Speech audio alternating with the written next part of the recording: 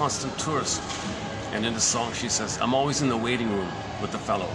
So she chooses a man who's cold, and she says she feels like she's always in the waiting room in the relationship.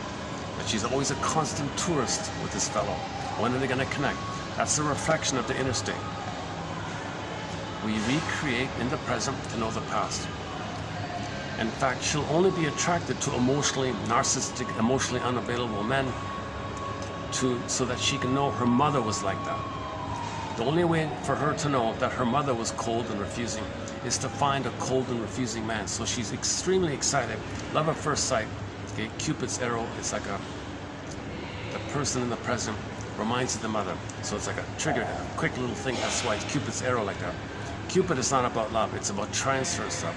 Love at first sight, instant, just one look, spellbound, transfixed, being in love, this infatuation, etc.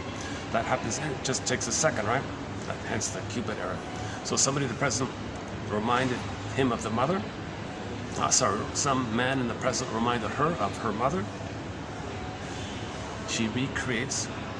In fact, she'll only be attracted, and in fact, she's only in search of a man who will remind her of the mother, because she's trying to process this. She's trying to make it conscious. Her unconscious self, her double self, her secret self, her inferring mind, her non-reporting brain. Okay, this innate drive for healing is trying to communicate to her. It's trying to send a signal, a message to her.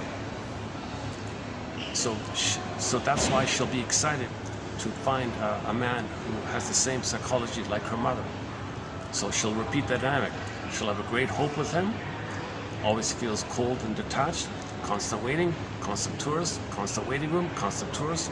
Why are we connecting here? Why are you ignoring me? Okay, she chose that to know the story.